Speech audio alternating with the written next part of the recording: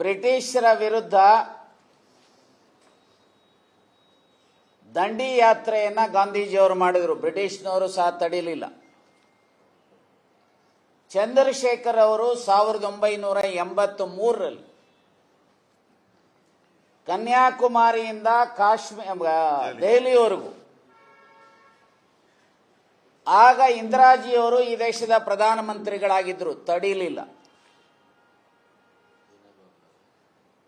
ಅದಕ್ಕೆ ಮೊದಲು ವಿನೋಬಾ ಭಾವೆ ಅವರು ಭೂದಾನ ಯಜ್ಞದ ಚಳವಳಿಯಲ್ಲಿ ಪಾದಯಾತ್ರೆ ಮಾಡಿದ್ರು, ಯಾರು ತಡೀಲಿಲ್ಲ. ಹಾಗೆ ಬಿಜೆಪಿನವರು LK ಅದ್ವಾನಿ, ಮುರಳಿ ಮನೋಹರ್ ಜೋಶಿ ಇಟ್ಟಿಗೆ ಯಾತ್ರೆ, ರಥಯಾತ್ರೆ, ಇನ್ನಿತರ ಯಾತ್ರೆಗಳನ್ನು ಮಾಡಿದ್ರು, ಯಾರು ತಡೀಲಿಲ್ಲ. ಈಗಲೂ ಸಹ ಯಾವ ಭಾರತ ಜೋಡೋ ಯಾತ್ರೆಯನ್ನ ಕನ್ಯಾಕುಮಾರಿಯಿಂದ ಕಾಶ್ಮೀರದವರೆಗೂ ಹೋದಾಗ ಯಾವುದೂ ಅಡಚಣೆಗಳಾಗಿರಲಿಲ್ಲ. ಆದರೆ ಈಗ ಈ ಹಿಮವಂತ್ ಬಿಸ್ವಾ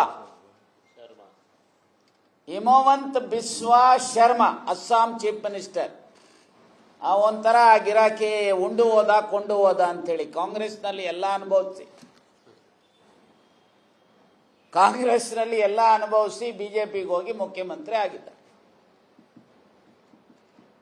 ನಾನು ನಿಮ್ಮ ಮೂಲಕ ಕೇಳಲಿಕ್ಕೆ ಬಯಸ್ತೇನೆ, ಮಿಸ್ಟರ್ ಬಿಸ್ವಾ, ನೀವು ಓತನ್ನು ತೆಗೆದುಕೊಂಡಿದ್ದೀರಿ ಸಂವಿಧಾನವನ್ನು ಎತ್ತಿಡಿತೇವೆ ಅಂತೇಳಿ. ಸಂವಿಧಾನದ ಆರ್ಟಿಕಲ್ 19 ಕೆಳಗಡೆ ಅಭಿವ್ಯಕ್ತಿ ಸ್ವಾತಂತ್ರ್ಯ, ಕಾನೂನಿನ ಚೌಕಟ್ಟಿನಲ್ಲಿ ದೇಶದ ಯಾವುದೇ ಮೂಲೆಗೆ ಯಾತ್ರೆ ಮಾಡತಕ್ಕಂಥ, ಪಾದಯಾತ್ರೆ ಮಾಡತಕ್ಕಂಥ ಅವಕಾಶ ಇದೆ.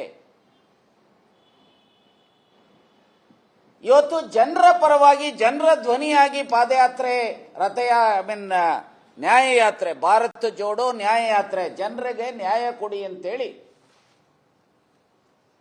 ಪಾರ್ಲಿಮೆಂಟ್ ಸದಸ್ಯರು, AICCಯ ಮಾಜಿ ಅಧ್ಯಕ್ಷರು, ಯಾರ ಕುಟುಂಬದವರು ದೇಶದ ಏಕತೆ ಸಮಗ್ರತೆಗೋಸ್ಕರ ತ್ಯಾಗ ಬಲಿದಾನಗಳನ್ನು ಮಾಡಿರ್ತಕ್ಕಂಥ ಕುಟುಂಬದ ವಾರಸುದಾರರು, ಅವರು ಪಾದಯಾತ್ರೆ ಮಾಡ್ತೀವಿ, ನ್ಯಾಯಯಾತ್ರೆ ಮಾಡ್ತೇವೆ, ಅಲ್ಲಿ ದೇವಸ್ಥಾನಕ್ಕೆ ಹೋಗ್ತೀವಿ ಅಂತ ಹೇಳಿದ್ರೆ ತಡಿತೀರಲ್ಲ, ಇದು ಸಂವಿಧಾನ ಬಾಹಿರ ಮತ್ತು ಇದು ಪ್ರಜಾಪ್ರಭುತ್ವ ವಿರೋಧಿ. ಅಷ್ಟೇ ಅಲ್ಲ, ಅಭಿವ್ಯಕ್ತಿ ಸ್ವಾತಂತ್ರ್ಯಕ್ಕೆ ಇವತ್ತು ದೇಶದಲ್ಲಿ ಕುಂಠಿತ ಆಗಿದೆ, ಗಂಡಾಂತರ ಇದೆ.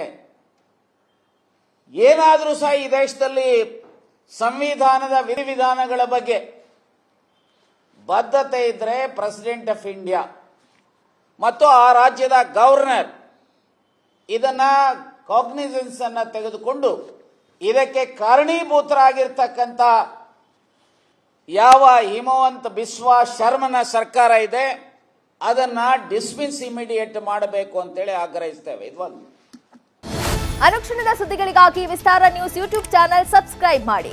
ಹೊಸ ಸುದ್ದಿಗಳ ನೋಟಿಫಿಕೇಶನ್ಗಾಗಿ ಬೆಲ್ ಐಕಾನ್ ಕ್ಲಿಕ್ ಮಾಡಿ. ಲೇಟೆಸ್ಟ್ ಅಪ್ಡೇಟ್ಸ್ಗಾಗಿ www.vistaranews.com ವೆಬ್ಸೈಟ್ಗೆ ವಿಸಿಟ್ ಮಾಡಿ. ಅಂಗೈಯಲ್ಲೇ ಜಗತ್ತಿನ ಸುದ್ದಿ ತಿಳಿಯಲು ವಿಸ್ತಾರ ನ್ಯೂಸ್ ಕನ್ನಡ ಆಪ್ ಡೌನ್ಲೋಡ್ ಮಾಡಿ.